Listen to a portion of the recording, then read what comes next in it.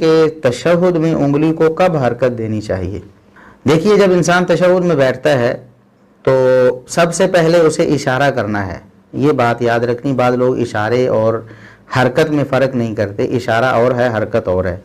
صحیح مسلم میں 579 number 579 number یہ حدیث نمبر ہے، یہ سند نمبر نہیں ہے.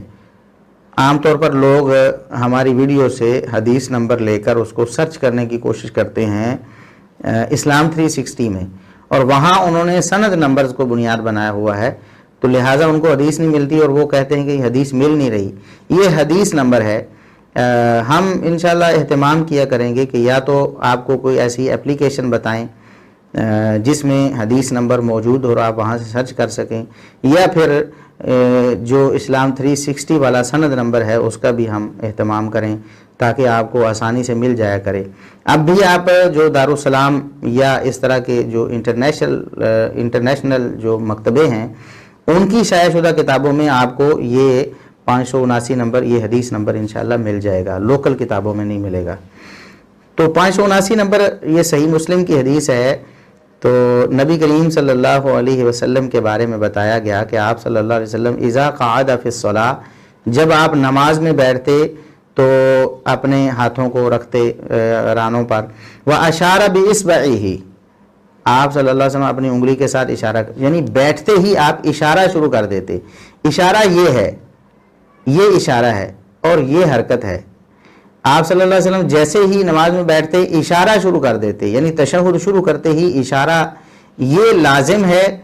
یعنی یہ نبی کریم صلی اللہ علیہ وسلم کی مستقل سنت ہے اور اس کو چھوڑنا کسی صورت جائز نہیں ہے. جب بھی آپ نماز میں بیٹھیں تشہد میں بیٹھتے ہی اشارہ شروع کریں، صحیح مسلم کی اس حدیث کی روح سے اور دیگر احادیث کی روح سے. اب رہی حرکت کی بات. حرکت کہتے ہیں یہ اشارہ یہ ہے، انگلی کھڑی ہے، اور حرکت یہ ہے.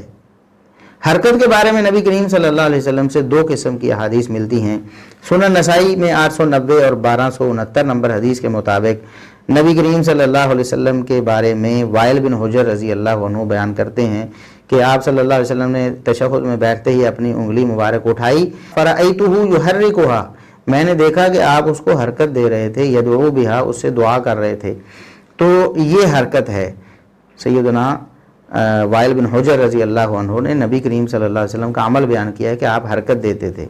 جبکہ بعض دیگر احادیث میں جیسے کہ الثقات لابن حبان میں ایک حدیث سے یہ ثابت ہوتا ہے کہ وَيُشِيرُ بِإِصْبَعِهِ وَلَا يُحَرِّكُهَا، آپ صلی اللہ علیہ وسلم تشہد میں بیٹھتے تو اپنی انگلی سے اشارہ تو کرتے لیکن حرکت نہیں کرتے تھے، اشارہ کرتے حرکت نہیں کرتے. تو یہ دونوں قسم کی احادیث صحیح ہیں، اشارہ کرنے حرکت کرنے کی بھی اور حرکت نہ کرنے کی بھی. تو علماء یہ کہتے ہیں ان دونوں میں تطبیق دیتے ہوئے کہ نبی کریم صلی اللہ علیہ وسلم کبھی حرکت دیتے، تشہد میں بیٹھ کر اشارہ تو ہر حال میں کرتے تھے نا، لیکن حرکت کبھی دے لیتے اور کبھی نہیں دیتے تھے. اور بعض اہل علم کا خیال یہ ہے کہ آپ صلی اللہ علیہ وسلم ایک ہی تشہد میں کبھی حرکت دے رہے ہوتے اور کبھی حرکت کو روک لیتے.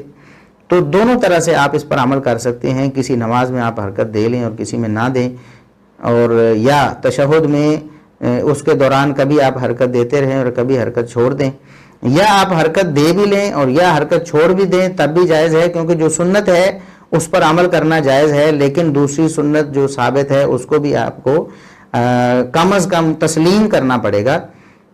یہ نہیں کہ آپ دوسری سنت کو تسلیم ہی نہ کریں، تسلیم کر لیں لیکن پھر بھی ساری زندگی ایک ہی سنت پر عمل کریں، تب بھی کوئی حرج نہیں ہے، جائز ہے.